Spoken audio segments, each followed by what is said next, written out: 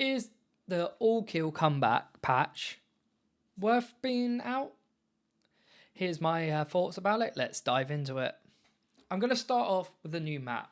I'm not going to lie.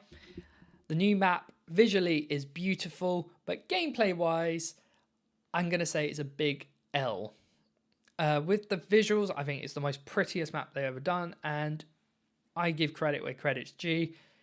You know, the art team did a phenomenal job here. They did a fantastic job. It was great. It was good. It's so pretty. The map is so pretty. And I give a big, big thumbs up to the art team there.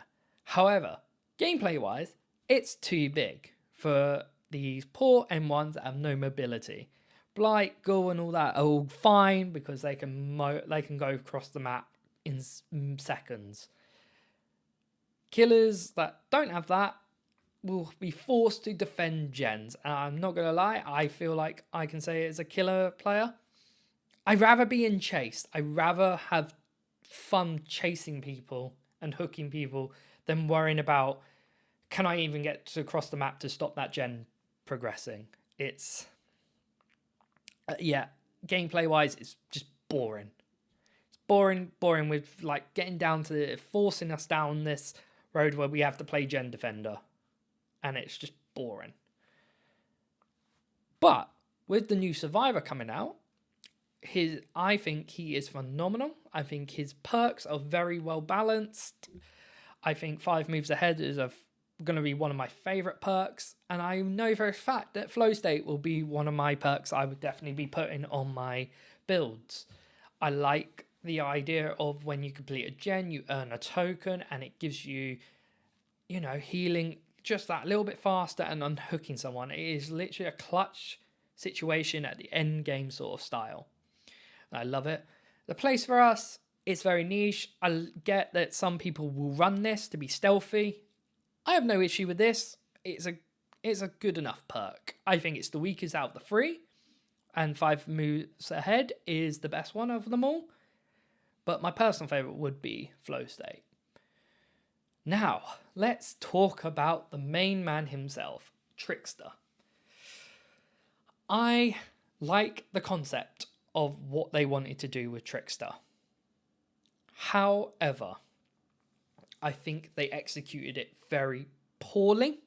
And I don't want to say that in a mean way because, you know, I'm not a developer. But how I would imagine the style points and how Trickster worked, I don't see it this way. With the new style points, you go from E to S, and you have to do multiple actions to get to S. It takes ages to get to S, but once you get there, you can kind of hold on to your main event. S tier makes you go into main event. You get killer instincts on anyone nearby. I think nearby, or 32 meters. However, it's hard to keep into S tier. That's the annoying part. It rewards precision, I believe. More precision and more being random.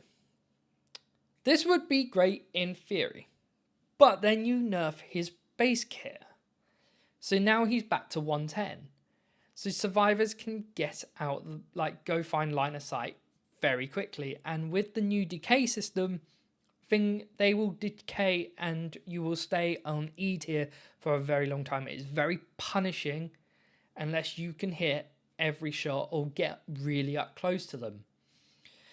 The blade count being decreased, I don't know about this. I personally don't like it. I think for newer players, you need those extra knives just to throw. Especially, with the terror radius, does it really matter? He has a lullaby, so they're probably going to pre-run him anyway. And then decreased time to enter the throw state is nice.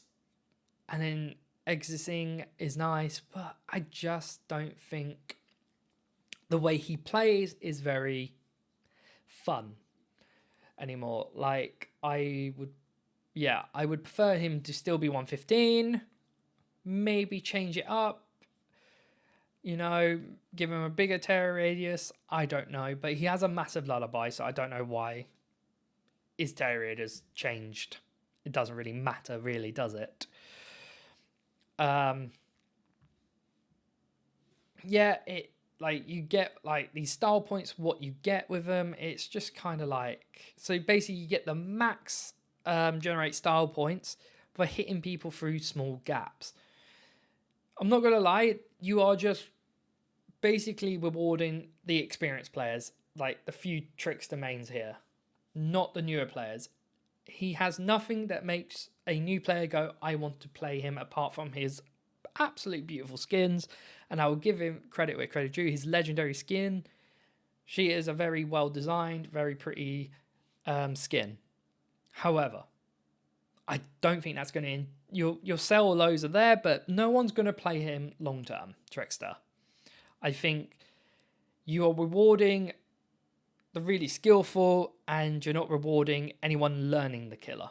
And that's the problem we have here, is there's just not a gap. There's not like a bridge between this. Like, I understand you want a skill ceiling, but the killer should be accessible for anyone to pick up and play.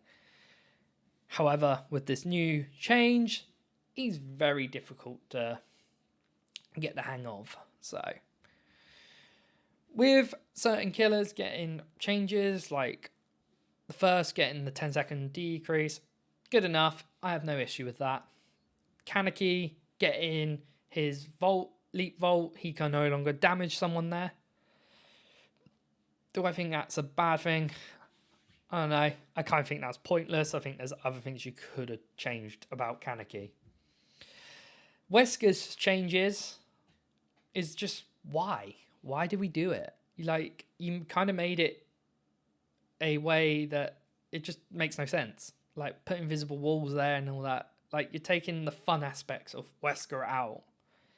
Like, I get you're trying to fix certain things, but sometimes some things don't need fixing. I never really had anyone complain about a Wesker, about those things about Wesker. So yeah, a big question mark on the Wesker changes. I'll say that's a bit of an L. The Survivor item upgrade, the Frog, I like it. It's a good change. It's very nice. Yeah, I'll give it a good 6 out of 10. Out of that, that's okay. You know, it's not groundbreaking. No one's going to like be running it constantly. But it's a nice little change for survivors who do like running the Fog Vial. Survivor perks. I know there's certain perks you changed for certain reasons, but the fast track one is still, it baffles me why we changed that perk.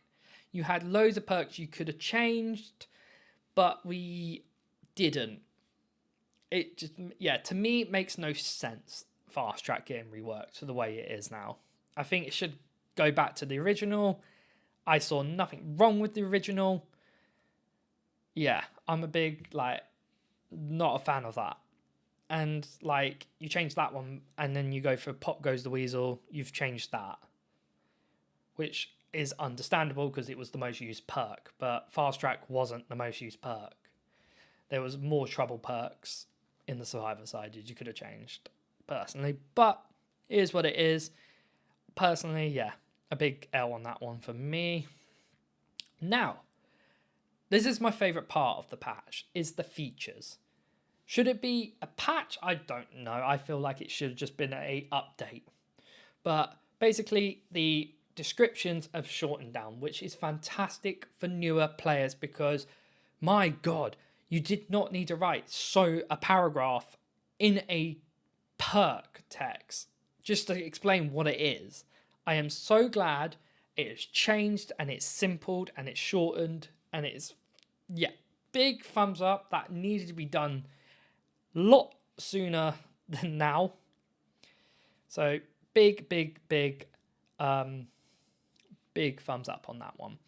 The aura customizations is one of my favorites that has come into this game. I just love the fact that now we can personalize it to our like standard, what we would prefer.